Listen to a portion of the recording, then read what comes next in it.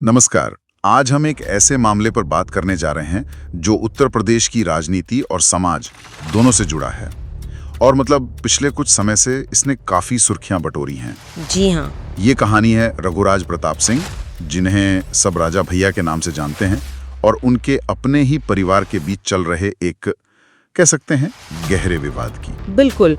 और ये मामला सिर्फ एक आम पारिवारिक झगड़े जैसा नहीं लगता, बहुत उलझा हुआ है। इसमें सियासत है, दशकों पुराने रिश्ते हैं, बहुत गंभीर आरोप प्रत्यारोप हैं और अब तो जैसा आपने कहा बच्चे भी खुलकर आमने सामने आ गए हैं। सही कहा। हमारे पास जो जानकारी है वो अलग अलग स्रोतों से है और ये कहानी के कई चौंकाने वाले पहलू सामने रखती है। हाँ, और हमारा मकसद यही है कि इन स्रोतों से मिली जानकारी को सामने रखें ताकि पूरी तस्वीर समझने में थोड़ी मदद मिले। बिल्कुल। और शुरुआत शायद उस बात से करनी चाहिए जो इस मामले की गंभीरता को सबसे ज्यादा दिखाती है। राजा भैया की ही बेटी राघवी कुमारी ने हाल ही में एक वीडियो में मुख्यमंत्री योगी आदित्यनाथ से गुहार लगाई। हाँ, वो वीडियो काफी वायरल हुआ था। उसमें वो कह रही थी हम बहुत त्रस्त होकर के योगी जी से एक मांग कर रहे हैं कि आप एक बार में ही हमको, हमारी माँ को और हमारी बहन को मरवा दीजिए। हाँ। लेकिन इस तरह धीरे धीरे करके हमारे हाथ पैर मत काटिए।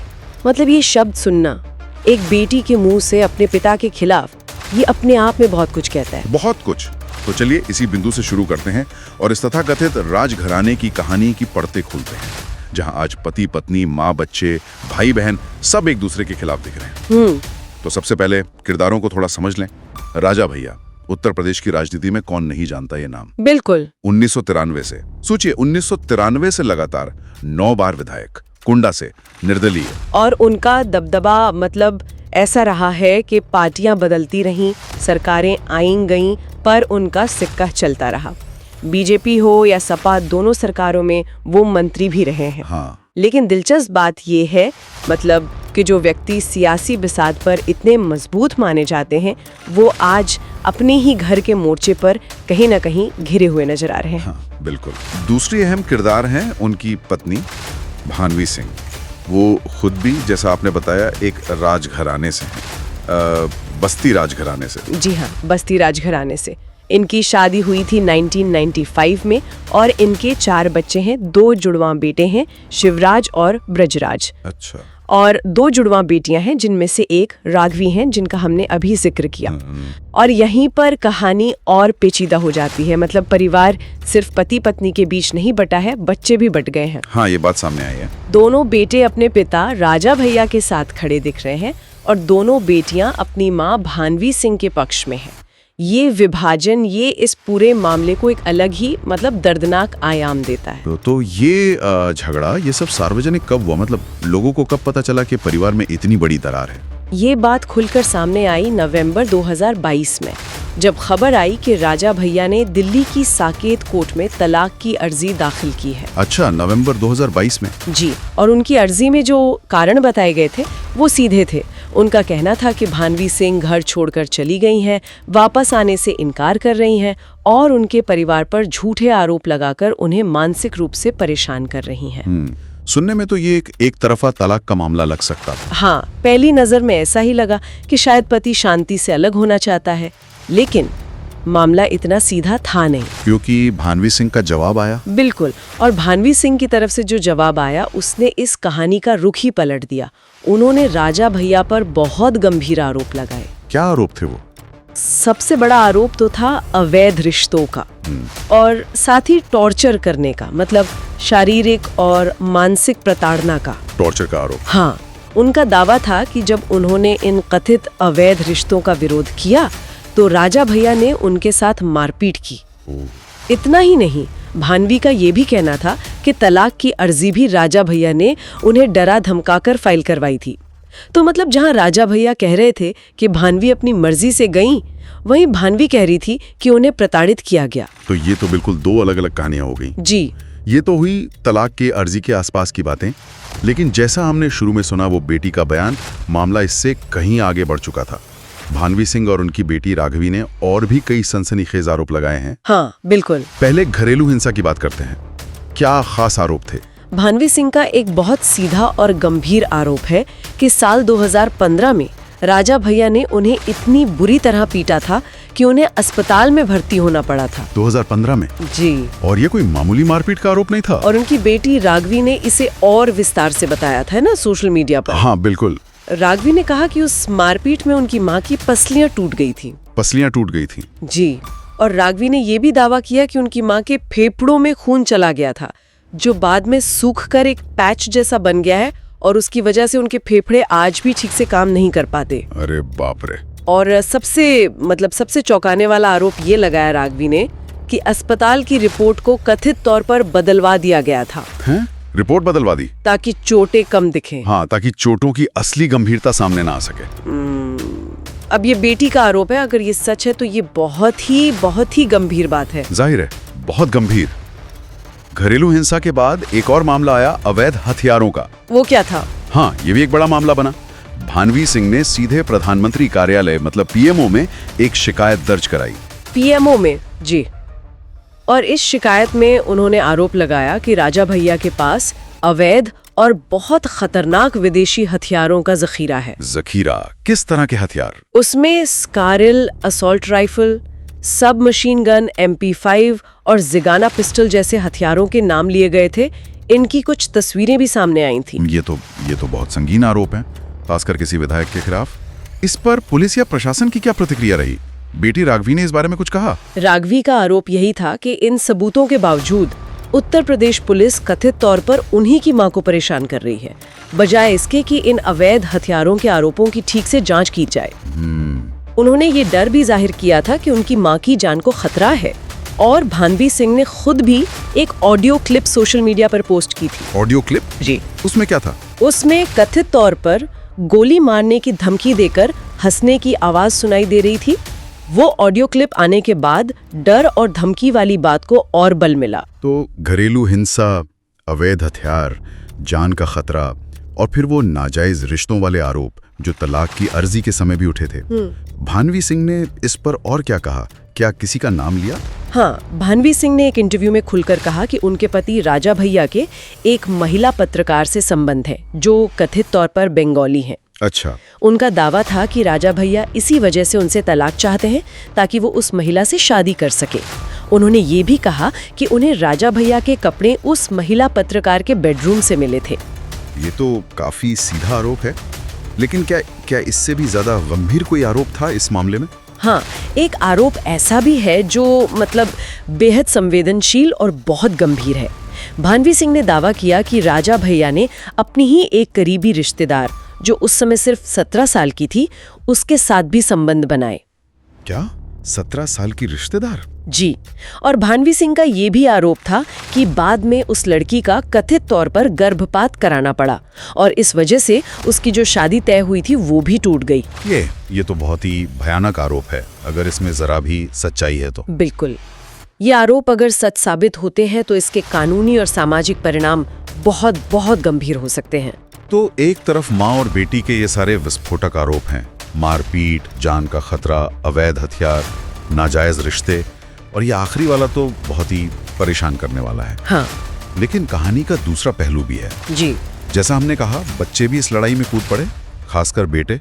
उनका क्या कहना है सब पर? बिल्कुल, ये पारिवारिक लड़ाई तब और ज्यादा सार्वजनिक और कह सकते हैं दुखद हो गई जब राजा भैया और भानवी सिंह के बेटे सोशल मीडिया पर अपनी मां के खिलाफ खुलकर सामने आ गए। अच्छा, बेटों ने मां के खिलाफ? जी। पहले बड़े बेटे शिवराज प्रताप सिंह की बात करते हैं। उन्होंने एक लंबा पोस्ट लिखा सोशल मीडिया पर। क्या कहा शिवराज ने उस पोस्ट में? शिवराज ने कहा कि उनके माता पिता हकीकत में तो लगभग 10 साल से अलग रह रहे हैं। 10 साल से? हाँ, उनका कहना था कि वो 10 साल से अलग रह रहे हैं। और उन्होंने अपनी मां पर आरोप लगाया कि उन्होंने संपत्ति और पैसों के लालच में उनके पिता की बैड एडवर्टाइजमेंट यानी बदनामी करनी शुरू कर दी है। मतलब बेटे का आरोप है कि मां पैसे के लिए पिता को बदनाम कर रही हैं। जी बिल्कुल।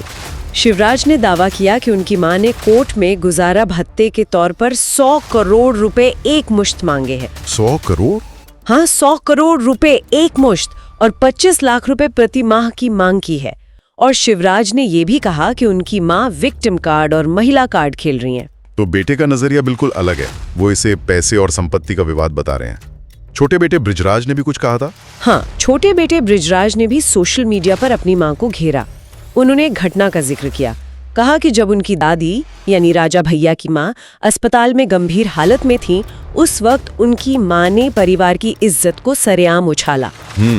उनका इशारा शायद मीडिया बयानों की तरफ था। हाँ, लगता तो यही है। मीडिया में दिए गए बयानों और सोशल मीडिया पोस्ट की तरफ ही उनका इशारा था। और दोनों बेटों ने एक सुर में कहा कि ये पूरा मामला उनके पिता के खिलाफ एक राजनीतिक षड्यंत्र है। राजनीतिक षड्यंत्र? जी, उनका कहना था कि इसका मकसद उनकी छवि खराब करना है। तो अब तस्वीर ये बन रही है, माँ और बेटियां एक तरफ, पिता और बेटे दूसरी तरफ। बेटियों का कहना है कि पिता अत्याचारी हैं, जान का खतरा है। बेटों का कहना है कि मां पैसे के लिए पिता को बदनाम कर रही हैं और ये एक राजनीतिक साजिश है। बिल्कुल यही स्थिति है। और बेटी राघवी ने तो सीधे मुख्यमंत्री से सुरक्षा मांगी और आरोप लगाया कि यूपी पुलिस और प्रशासन उनकी मां को झूठे मुकदमों में फंसाकर चुप कराने की कोशिश कर रहे हैं। हाँ, उनका वो बयान बहुत स्ट्रांग था। ये लोग मम्मा को बहुत आराम से मार देंगे और पोस्टमार्टम का रिपोर्ट कंट्रोल कर लेंगे। जी, ये बयान उनके डर को और सिस्टम पर जो उनका अविश्वास है उसको दिखाता है। जाहिर है, जब इतने गंभीर आरोप लग रहे थे एक पक्ष से, तो राजा भैया के पक्ष से भी कोई ना कोई जवाब तो आना ही था। वो खुद तो शायद ज्यादा नहीं बोले इस पर। नहीं, राजा भैया खुद तो इस मामले पर ज्यादातर चुप ही रहे हैं, लेकिन उनके बेहद करीबी माने जाने वाले और एमएलसी भी हैं, अक्षय प्रताप सिंह उर्फ गोपाल भैया, उन्होंने मीडिया में आकर उनका पक्ष रखा। अच्छा, अक्षय प्रताप सिंह ने, तो उन्होंने क्या कहा इन सारे आरोपों के जवाब में? देखिए, अक्षय प्रताप का मुख्य तर्क तो यही था कि भानवी सिंह द्वारा लगाए गए सारे आरोप झूठे हैं, बेबुनियाद हैं। उन्होंने यहाँ तक कह दिया कि भानवी सिंह की मानसिक स्थिति ठीक नहीं है। मानसिक स्थिति पर सवाल उठाया? जी, और उन्होंने एक एक करके आरोपों का खंडन करने की कोशिश की। जैसे वो अवैध हथियारों वाली तस्वीर का मामला था, उसका क्या स्पष्टीकरण दिया उन्होंने? अक्षय प्रताप ने कहा कि जो तस्वीर दिखाई जा रही है वो दशहरे के मौके पर जो पारंपरिक शस्त्र पूजा होती है उसकी है। शस्त्र पूजा की? हाँ, उनका कहना था कि ये पूजा हर राजपूत परिवार में होती है और इसे अवैध हथियारों के जखीरे के तौर पर पेश करना सरासर गलत है। अच्छा, और जो पैसे मांगने का आरोप बेटे लगा रहे थे, क्या अक्षय प्रताप ने भी वही बात दोहराई? हाँ बिल्कुल, अक्षय प्रताप ने भी यही दावा किया कि पूरी लड़ाई सिर्फ और सिर्फ पैसे के लिए है। सिर्फ पैसे के लिए? उनका कहना था कि अगर राजा भैया आज 100 करोड़ रुपए और 25 लाख रुपए महीना देने को तैयार हो जाए तो कल ही सारे मामले खत्म हो जाएंगे, सब ठीक हो जाएगा। ये बात सीधे तौर पर बेटों के आरोपों से मेल खाती है। और भानवी सिंह ने जो कहा था कि उन्हें घर से निकाल दिया गया या प्रताड़ित किया गया, उस पे अक्षय प्रताप का क्या कहना था? अक्षय प्रताप ने इस दावे को भी पूरी तरह नकारा। उनका कहना था कि भानवी सिंह को किसी ने घर से निकाला नहीं था, बल्कि वो खुद ही रात के अंधेरे में लगभग 2 बजे अपने पिता के साथ घर छोड़कर गई थी। अच्छा, मतलब बिल्कुल उल्टी बात। जी, भानवी सिंह के दावे के बिल्कुल विपरीत बयान था ये। और बच्चे जो बढ़ गए हैं, इस पर अक्षय प्रताप ने क्या कहा बेटों के बारे में? उन्होंने राजा भैया के बेटों की तारीफ की, कहा कि बच्चे अब समझदार हो गए हैं, वो सच जानते हैं और इसीलिए वो अपने पिता के साथ खड़े हैं। उनका इशारा यही था कि बेटों का समर्थन ही ये साबित करता है कि सच्चाई राजा भैया के पक्ष में है। तो अब हमारे सामने ये पूरी तस्वीर उभर रही है। एक तरफ पत्नी और बेटियों के लगाए गए इतने गंभीर आरोप हैं, शारीरिक हिंसा है, जान का खतरा है, अवैध संबंध है, अवैध हथियार हैं। जी, और वो रिश्तेदार वाला आरोप भी। हाँ, वो भी। ये आरोप इतने संगीन हैं कि किसी भी व्यक्ति की सार्वजनिक और निजी छवि को पूरी तरह से खत्म कर सकते हैं। बिल्कुल। और दूसरी तरफ है पति, उनके बेटे और उनके करीबी सहयोगी, जिनका कहना है कि ये सब झूठ है, एक साजिश है। और उनका तर्क है कि ये सब सिर्फ पैसे ऐंठने के लिए और राजनीतिक रूप से राजा भैया को कमजोर करने के लिए किया जा रहा है, और मानसिक स्थिति पर भी सवाल उठा रहे हैं। जी हाँ, तो अगर हम थोड़ा पीछे हटकर देखें तो ये कहानी एक बहुत ताकतवर, प्रभावशाली माने जाने वाले परिवार के अंदरूनी बिखराव की कहानी है। सालों पुराने रिश्ते अब कड़वाहट और आरोपों के बोझ तले दबे हुए हैं और ये सब कुछ सरेआम हो रहा है। सच क्या है, झूठ क्या है, इसका अंतिम फैसला तो शायद अदालत की एक लंबी प्रक्रिया के बाद ही हो पाएगा। और कई बार तो ऐसे हाई प्रोफाइल मामलों में सच पूरी तरह सामने आ भी नहीं पाता। सही बात। लेकिन एक बात तो तय है कि इस टकराव ने परिवार को ऐसे जख्म दिए हैं जिन्हें भरना शायद बहुत मुश्किल होगा। खासकर बच्चों का इस तरह बट जाना ये दिखाता है कि दरार कितनी गहरी हो चुकी है। और जैसा कि पुरानी कहावत है, घर फूटे गंवार लूटे। जब एक मजबूत दिखने वाला परिवार अंदर से टूटता है तो बाहर के लोग, या कह लें विरोधी, इसका फायदा उठाने की कोशिश करते हैं। हाँ, ये तो होता ही है। उत्तर प्रदेश की सियासत में राजा भैया का जो रसूख रहा है उसे देखते हुए ये सवाल तो उठता ही है कि इस पारिवारिक कलह का उनकी राजनीतिक ताकत पर क्या असर पड़ेगा। क्या उनके विरोधी इस स्थिति का फायदा उठाएंगे? ये देखने वाली बात होगी, बिल्कुल। लेकिन अंत में एक सवाल शायद सोचने के लिए हम छोड़ सकते हैं। इस पूरे मामले में जहां दोनों पक्ष अपनी अपनी कहानी को सच बता रहे हैं, आरोप प्रत्यारोप का दौर रुक नहीं रहा, क्या हम कभी जान पाएंगे कि असलियत क्या है? ये बड़ा सवाल है। और क्या सार्वजनिक मंच पर आई ये दरार का असर सिर्फ परिवार तक ही सीमित रहेगा या इसके तार कहीं और भी जुड़ेंगे? इस कहानी का अगला मोड़ क्या होगा, ये तो अब वक्त ही बताएगा।